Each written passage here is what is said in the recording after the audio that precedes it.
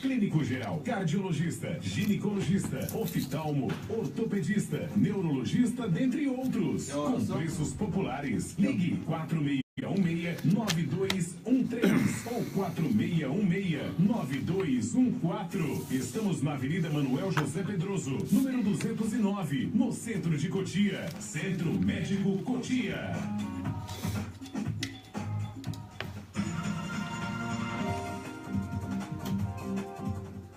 Bom dia, amigos da Rádio Cidade. São 9 horas em ponto, estamos iniciando mais um plantão médico.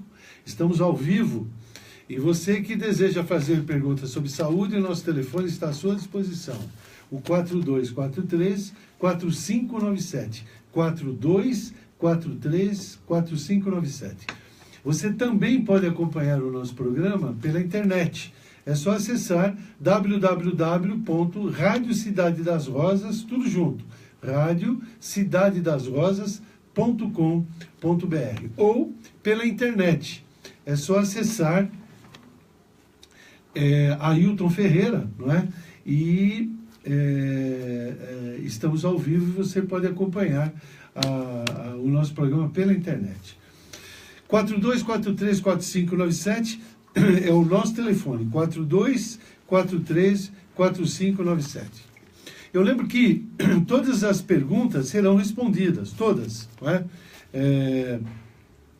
Se eu não responder no ar, eu respondo, deixo o telefone e eu retorno.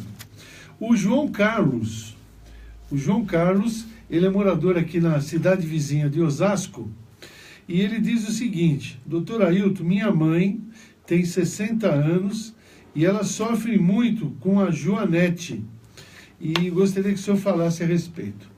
Bom, o que é o tal do Joanete? Joanete é um aumento, né? É um aumento da articulação do dedão do pé, do artélio, né? Do chamado hallux. O dedão do pé tem o nome de hallux, H-A-L-U-X. E o aumento da junta, né, da articulação do dedo do pé, do hallux, provoca um abaulamento, um inchaço local, e esse inchaço local produz desconforto, não é? Produz dor, e muitas vezes o dedo ele vai entortando, não é? O dedão ele vai entortando como que subindo no segundo artélio, subindo no segundo dedo. Por isso que o Joanete tem o nome científico de hallux, que é o nome do dedão, valgo, quer dizer, ele praticamente cavalga em cima do segundo dedo. O Joanete, ele produz um desconforto, ele produz dor, ele produz muitas vezes dificuldade para andar, não é? Porque o dedão do pé, ele é o nosso freio. Se você fizer um teste, você está andando, você para, é uma tendência genética, né? Uma característica genética familiar. O meu pai, meu avô tem Joanete, minha mãe, minha avó, você tem maior probabilidade. Mas o que desencadeia o Joanete realmente calçado, é sapato de bico fino. O sapato de bico fino, ele produz o que? No decorrer dos anos, um desvio nesse dedo, e esse desvio pode evoluir para o hallux valgo, pode evoluir para o Joanete. Muito bem. Qual é o tratamento? O tratamento é fisioterapia, o tratamento é anti-inflamatório. Existe um anel, um carretel de silicone que pode pôr no meio do dedo, principalmente para dormir. Isso dá um certo conforto, não é? Alivia um pouco a dor. A acupuntura também ajuda muito, não é? E naqueles casos mais graves, viu, João Carlos, está indicado o procedimento cirúrgico. É uma cirurgia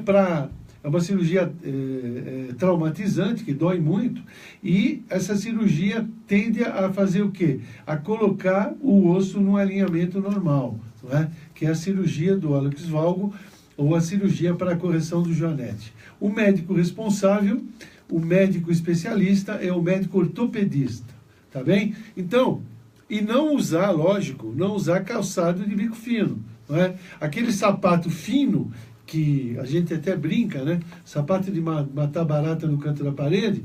Aquele sapato de bico fino, realmente ele vai produzindo, no decorrer dos anos, uma tendência maior naquelas pessoas propensas a desenvolver o hallux valgo, a desenvolver o joanete. Tá bom, João? Um abraço muito grande, um beijo na sua mãe e aos queridos amigos aí da cidade vizinha de Osasco. Muito bem. O Paulo. O Paulo, ele é o nosso ouvinte, ele é morador, ele está acompanhando pela internet, ele é morador na região da Moca e ele pergunta o seguinte, que ele tem hidrocele e ele gostaria que eu falasse a respeito. Bom, o que é hidrocele? O homem, não é? Ele tem o testículo. E o testículo, que é a gônada masculina, que produz espermatozoide, que produz os hormônios sexuais masculinos, o testículo, né, que são 2 testículos, ele é envolto por uma membrana chamada albugínea. Seria como você pegar um ovo de galinha e colocar um plásticozinho em cima. É mais ou menos isso. Muito bem. Por uma série de motivos, entre essa membrana e o testículo, começa a se produzir um líquido. Né? Esse líquido vai sendo produzido e vai distendendo esse plástico, essa membrana, e vai dando aumento de volume no testículo. Então, o que é hidrocele? Hidrocele seria água no testículo. Um aumento do volume do testículo pela produção de líquido entre essa membrana e o testículo. Na verdade, o testículo está normal. O testículo não incha. O que incha é a presença do líquido, vai distendendo aquela cápsula e isso vai produzindo um aumento de volume na região escrotal. Muito bem. A hidrocele, ela muitas vezes está relacionada a traumatismo. Como assim? Jogando bola, o indivíduo tomou uma bolada. O indivíduo tomou um chute, tomou uma batida. Não é? Esses traumas dessa região podem desenvolver a formação de hidrocele. Pode ser também tumores. Existem tumores, existem cânceres, existem doenças mais sérias que surgem na região do testículo e pode levar à produção desse líquido e a hidrocele. Muito bem. Via de regra, a hidrocele, o aumento do testículo causada pela presença do líquido, ela é benigna, não é? Ela é benigna, ela é muito fácil de tratamento. Não existe idade para a formação de hidrocele. A hidrocele, ela pode, inclusive, é até comum, crianças no momento do nascimento, recém-nascidos, com hidrocele. A mãe, alguns pais até se assustam porque o testículo fica maior, fica inchado, não é? A hidrocele normalmente não dói, ela não produz dor. Como tem aumento de volume, aumenta o peso. Então, no homem, causa um desconforto, né? Aquela sensação de peso. E realmente existe um aumento de massa pela presença do líquido que vai aumentar o peso. Mas dor mesmo não tem, é desconforto. Muito bem. Em crianças recém-nascidas, normalmente não se faz absolutamente nada. Após 1 ano, 2 anos, essa hidrocele, ela regride, ela desaparece espontaneamente, sem nenhum tipo de tratamento. Agora, no indivíduo adulto ou no idoso, você tenta o tratamento clínico, que não respondendo, não resolvendo, aí está indicado o procedimento cirúrgico. O procedimento cirúrgico, como eu disse, é simplesmente você inverter aquela membrana, aquela película que reveste o testículo. É uma cirurgia relativamente fácil, relativamente rápida, que o indivíduo opera e vai para casa no mesmo dia e não traz complicações e resolve o problema. Muitas vezes, quando o indivíduo não opera, o médico pode, não é, fazer uma punção de alívio. O que é isso? Pega uma seringa com agulha, enfia essa seringa com agulha no testículo, aspira o conteúdo, não é? E isso dá um alívio naquela região, causando, não é, um bem-estar no indivíduo. Só que a punção não resolve, porque após algumas semanas, o líquido volta a ser produzido e o volume testicular aumenta. Ou seja, você precisa realmente se submeter a uma cirurgia para resolver definitivamente o problema. E o diagnóstico? O diagnóstico ele pode ser feito num consultório, pelo urologista ou por um clínico experimentado, né, experiente. Ele pega um farolete, apaga a luz do consultório, apaga a luz, deixa escuro, e ele encosta o farolete, uma lanterna, na região do aumento do testículo. E vai produzir um aspecto refringente, não é? Um efeito luminoso que indica a presença de água naquela região. Né? É o diagnóstico rápido que pode ser feito pelo médico. Hoje existe também o ultrassom, a ultrassonografia, que é um exame muito barato, muito fácil, que através da ultrassonografia o médico fecha o diagnóstico da hidrocele. Não é? Quem tem hidrocele, quem tem esse problema, precisa procurar um médico urologista. Por quê?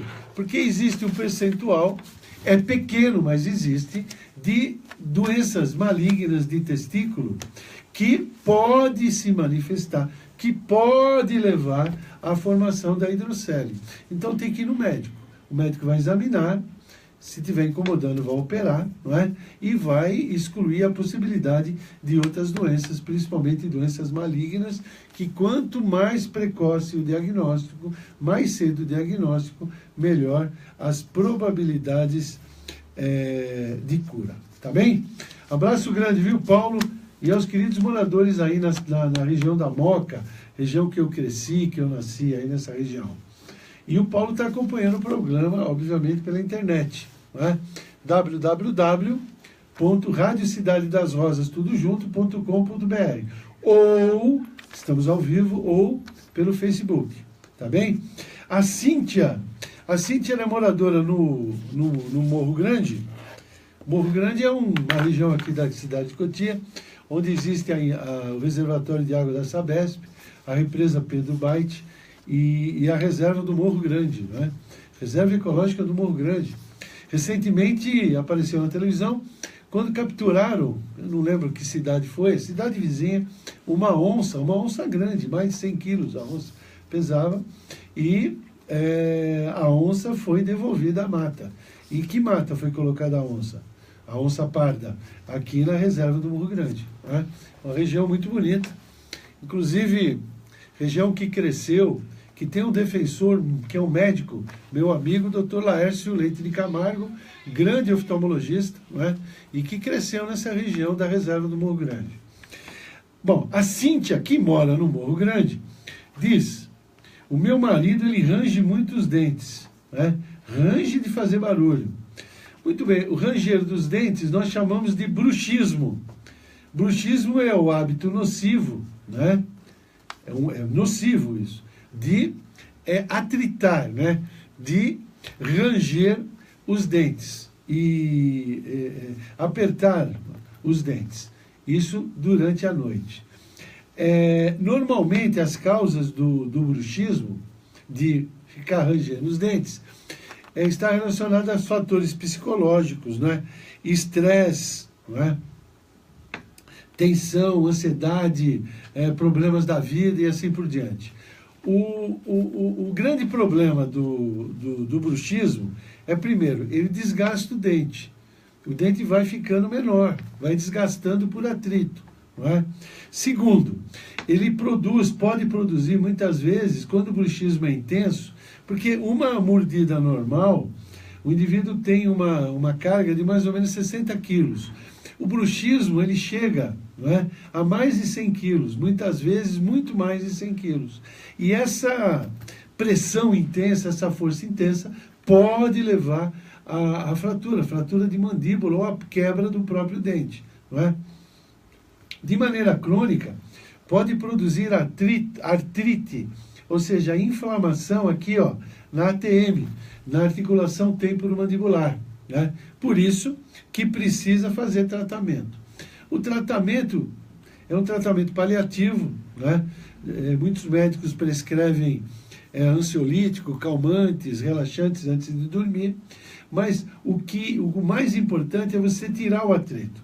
E como é que é feito isso? Uma placa estabilizadora de mordida, né?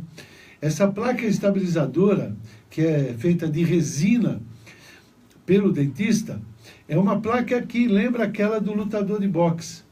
E essa placa tem uma resina, tipo de uma borracha, não é? Que ela alivia, ela diminui a pressão da arcada superior com a arcada inferior. Ela diminui o atrito e, com isso, melhora os sintomas do bruxismo, né? Melhora a pressão, né? A pressão dos dentes, aquela força da mordida, ela melhora o atrito entre os dentes. E quem dá essa como é que é feito essa placa de resina? Normalmente pelo dentista, ele tira o molde e faz, não é? Tem pessoas que podem ir nessas academias não, lojas, não é? Lojas que vendem material esportivo, tem também, muitas vezes, tem vários tamanhos do indivíduo colocar um mordedor, né? Tipo lutador de boxe também funciona, né? Alguns jogadores de futebol, alguns não, muitos, principalmente aqueles que jogam futebol de alto nível, eles usam esse mordedor para evitar quebrar dente, né? Porque no jogo ele pode tomar uma cotovelada, um chute, enfim. Se ele tiver com aquele mordedor, tipo lutador de boxe, o impacto é menor, alivia o impacto, alivia a pressão e ele pode preservar os dentes, não é? Tá bem? Então, Cíntia, o que você vai fazer? Procurar um médico para ele receitar um ansiolítico, ver o que está acontecendo, porque normalmente é estresse, é nervoso, fator psicológico que é importante para isso, não é? E procurar um dentista e providenciar esse dispositivo, não é? Que é de uma resina para aliviar a mordedura, tá bom? Um abraço muito grande, viu, Cíntia? E aos queridos moradores aí no bairro do Morro Grande, aqui em Cotia. 4243-4597 é o nosso telefone, estamos à sua disposição. 4243-4597. Quero aproveitar e mandar um abraço muito grande ao meu querido amigo Ditinho Pedroso. Um abraço muito grande também ao Cleto, que está sempre na nossa audiência, né? E também um abraço muito grande aos queridos amigos do Centro Médico Cotia, lá da nossa clínica, que eu lembro que o Centro Médico Cotia, ele atende praticamente todos os convênios, atende consulta particular, a preço popular, e tem todas as especialidades médicas, não é? Tem o WhatsApp para queixas, sugestões, agendamento de consulta, que é o você que deseja, 99500-0014. 99500-0014. Né? E o Fábio Moreno aqui na técnica e anotando os nossos recados. Tem uma pergunta interessante aqui. Essa pergunta foi via Facebook. A Cleia, ela mora no Jardim Ana Lúcia. Ela diz que tem 16 anos e faz natação. Ela diz o seguinte: doutor Ailton, eu faço natação e no dia que estou menstruada eu não faço natação.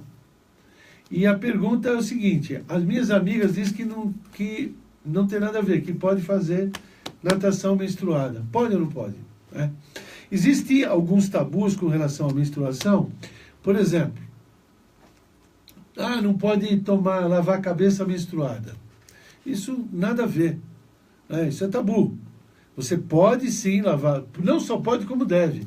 Porque na época da menstruação, que você está menstruada, as alterações menstruais aumentam a oleosidade da pele e do cabelo. Aí o cabelo fica mais oleoso, piora a dermatite seborreica, essas coisas todas. Por isso que é melhor, deve-se até lavar mais vezes a cabeça diariamente no período menstrual. Outro tabu. A mulher menstruada não pode chupar sorvete. Não é? Eu lembro que a minha mãe falava para a minha irmã isso. Não é? Está menstruada, não pode tomar sorvete. Nada a ver. Não existe problema nenhum. A mulher menstruada não pode tomar banho de chuveiro. Também nada a ver. Né? E praticar esporte? Pode sim. Porque a prática esportiva é um hábito saudável e deve ser praticado. E natação? Né? A natação, existe um fato que a mulher, o fluxo menstrual, ele para se a mulher estiver dentro da água. Olha que curioso. A mulher dentro da água, o fluxo menstrual para. Né? Então a mulher pode frequentar a piscina sem problema nenhum. Tá bom? Um beijo muito... Então, repetindo, a Cleia do Jardim e a Ana Lúcia, eu mencionei aqui os tabus de piscina, de não poder lavar cabelo, que pode sim, de ter atividade física, chupar sorvete, não existe problema nenhum. A menstruação é o período da vida da mulher, nada mais que isso. Pode ter atividade normal, não é? Inclusive em relação sexual, o problema é a presença do sangue, mas pode ter atividade sexual normal, inclusive com preservativo, lógico, porque o sangue, o risco de transmitir doença é muito maior, não é? Tá bom? Um beijo muito grande, viu, Cleia, e aos queridos moradores aí no bairro do Jardim Nara Lúcia. Nara Lúcia é próximo ao bairro do Jardim Miguel Mirizola, do Rosimeire, aí vizinha à cidade de Itapevi. Né? São 9 horas e 25 minutos, 42434597 é o nosso telefone, 42434597, 42434597. Tem outra pergunta interessante aqui. O Paulo, ele é morador de Pinheiros e ele tem um pai que mora em Calcaia do Alto. Um beijo muito grande aos amigos de Calcaia. Para quem não conhece, Calcaia do Alto é um distrito de Cotia. Você pega Raposo Tavares até o quilômetro 39, ali começa à esquerda a estrada de Calcaia do Alto, que é um lugar muito bacana, tem muito verde, não é? E um povo maravilhoso. Bom, ele diz o seguinte, doutor Ailton, o meu pai, né? Meu avô, ele masca fumo. Fumo é um hábito comum, né? E ele pergunta se mascar fumo é prejudicial à saúde.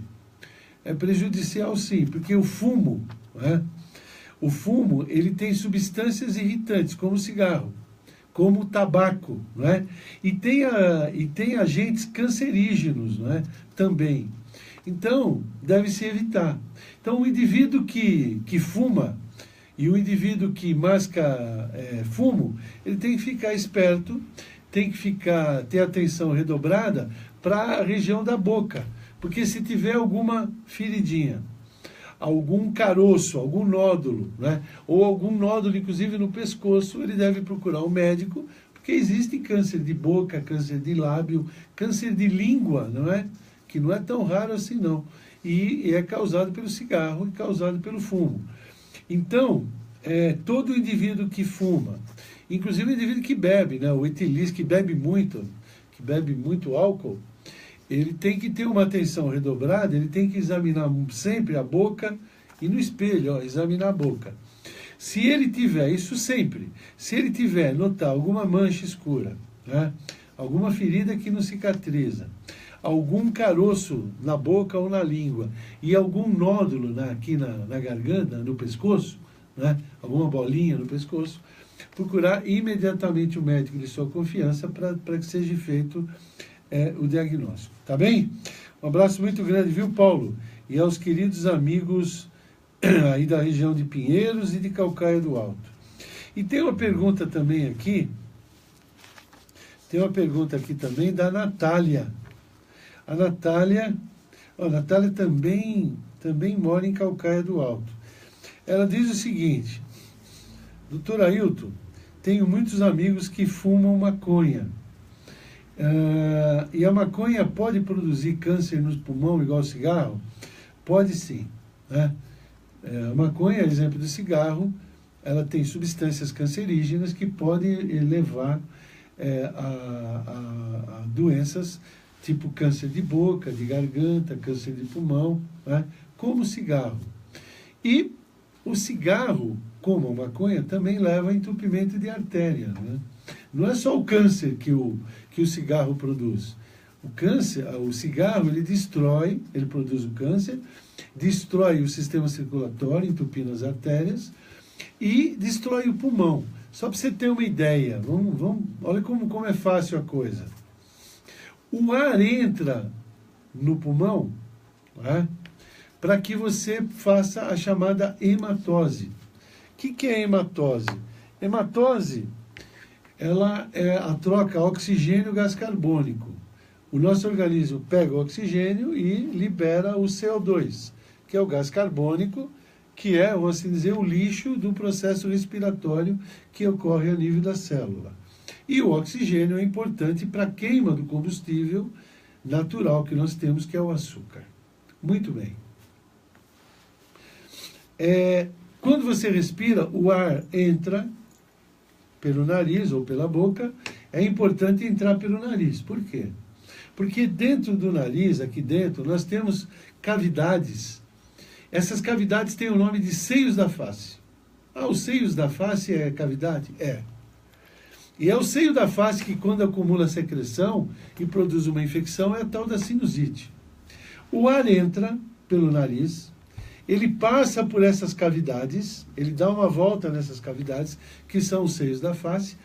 Essas cavidades, os seios da face, têm a função de umidificar o ar e aquecer o ar. Porque o ar úmido e aquecido, né, a nível do corpo, 36, 37 graus, ele permite a melhor troca oxigênio-gás carbônico. É por isso que devemos respirar pelo nariz, para umedecer o ar e aquecê-lo, para facilitar a troca gasosa. Quando nós respiramos pela boca, o ar entra mais seco, e isso dificulta um pouco a troca gasosa. Por isso que devemos respirar pelo nariz. Principalmente quando está correndo, principalmente atleta tem que respirar pelo nariz para umedecer e dificultar o ar. Eu não consigo. Tem que procurar o otorrino para ver se não tem carne esponjosa, se não tem desvio de septo, se não precisa fazer uma cirurgia para melhorar, para corrigir esse canal respiratório importante dos seios da face. Muito bem. O ar entra pelo nariz, desce pela traqueia. A traqueia se divide em brônquios, não é? Tem o pulmão direito e o pulmão esquerdo. Esses tubos vão se dividindo, não é? Brônquios menores, brônquios menores ainda, brônquios pequenos, bronquíolos que são muito pequenos, e até o bronquíolo bem fininho, que termina num saquinho. Esse saquinho, esse envoltóriozinho redondinho, é chamado de alvéolo pulmonar.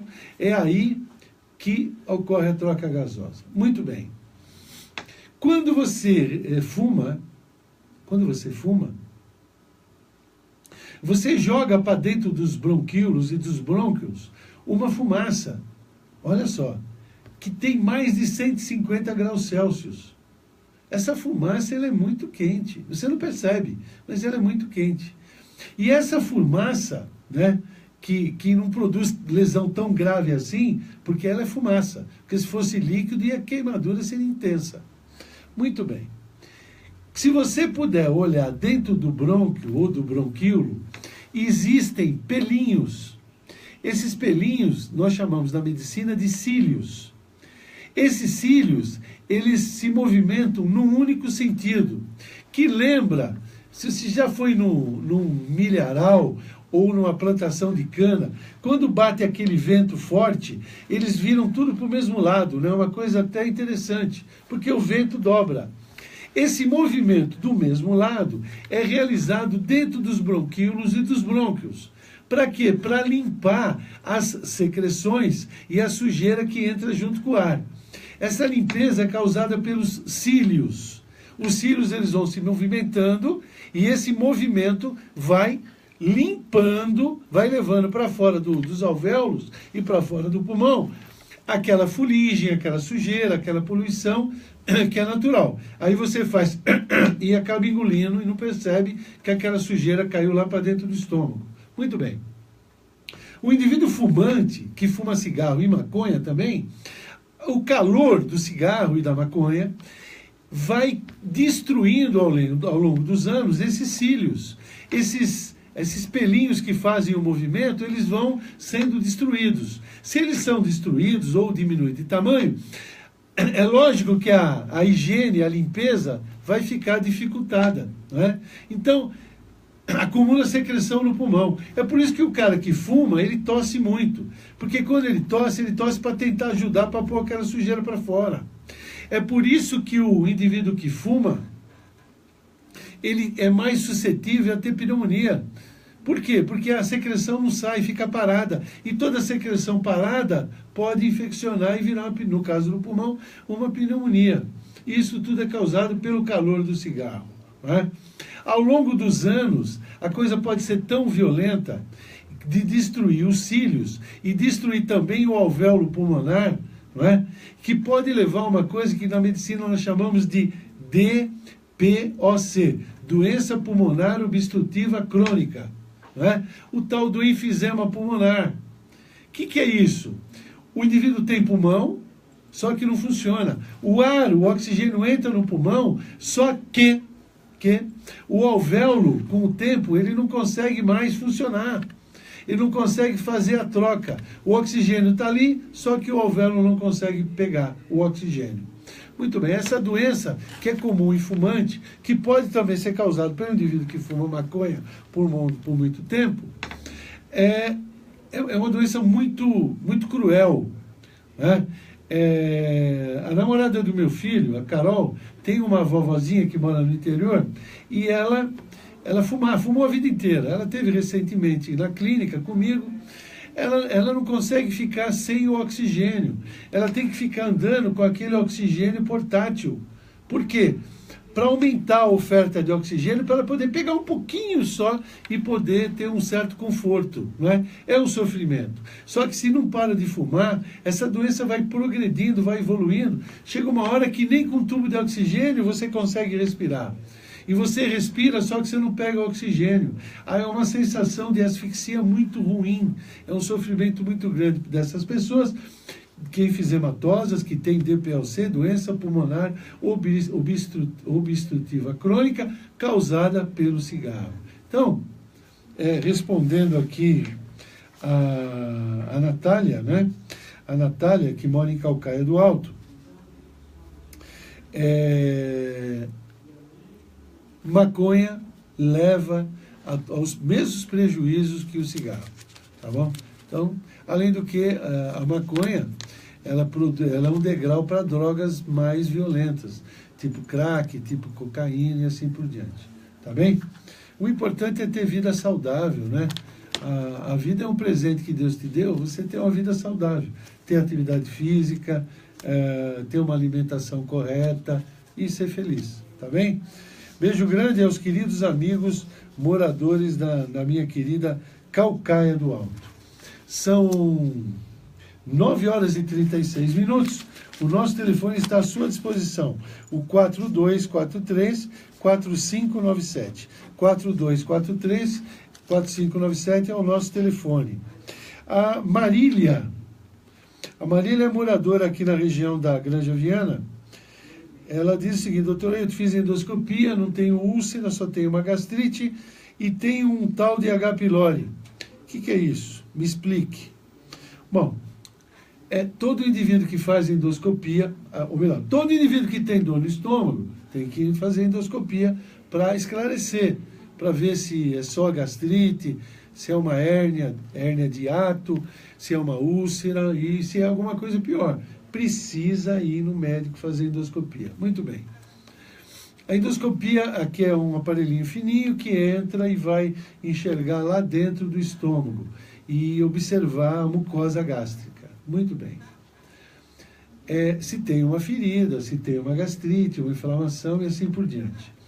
Durante a endoscopia, deve ser feito um exame chamado urease, que é um exame para identificar, para descobrir se existe ou não uma bactéria vivendo dentro do estômago. Essa bactéria tem o nome de Helicobacter pylori e ela foi descrita pela primeira vez em 1994. O autor, estou tentando lembrar o nome dele, não consigo, do trabalho científico, e foi merecedor de um prêmio, inclusive. Descobriu que essa bactéria, Helicobacter pylori, ela produz o quê? Ela produz uma diminuição no carpete que envolve o estômago. O estômago tem um carpete que protege contra o ácido clorídrico e as enzimas. Esse carpete nós chamamos de mucosa gástrica. A mucosa gástrica, ela diminui, ela é agredida por essa bactéria. Diminuindo a mucosa gástrica, diminui a nossa proteção e o nosso estômago fica mais vulnerável, mais suscetível, mais à disposição das agressões do ácido clorídrico e das enzimas, das frituras e assim por diante. Muito bem. E o H. pylori, essa bactéria Helicobacter pylori, estaria também relacionada a determinados tipos de câncer de estômago, não é? E por isso que precisa tratamento. O tratamento é antibiótico-terapia. Então, você fez endoscopia, fez o teste da urease, deu Helicobacter pylori, procurar o gastro. Então você vai tomar remédio para cicatrizar a úlcera ou melhorar a gastrite e tomar antibiótico, sim, para destruir, para matar essa bactéria. E depois de 1 mês, 2 meses, repetir a endoscopia e repetir o teste da urease, para que você saiba se houve ou não a cura total da doença. E se essa bactéria desapareceu. Tá bem? Um abraço grande, viu, Marília? E aos queridos moradores da região da Granja Viana. Bom, são 9 horas e 40 minutos. Hoje o programa é mais curto. Estamos chegando ao final, né, de mais um plantão médico. Quero agradecer a Deus a oportunidade de estarmos aqui com saúde. Vou pedir um favor a você, se possível, compartilhar no Facebook o nosso programa, para que o maior número de pessoas tenha acesso às nossas informações. Agradecer aqui o nosso querido diretor-geral Bispo Chacon, o Dr. Muscati, o Fábio Moreno, enfim. E daqui a pouco, né, aqui no 87.5, na Rádio Cidade, a nossa querida amiga Carolina, essa jornalista maravilhosa, né, com o programa Verdade de Saia. Ok? Deus abençoe a todos, tenham uma excelente semana e até a semana que vem, se Deus assim o permitir. Um abraço, obrigado.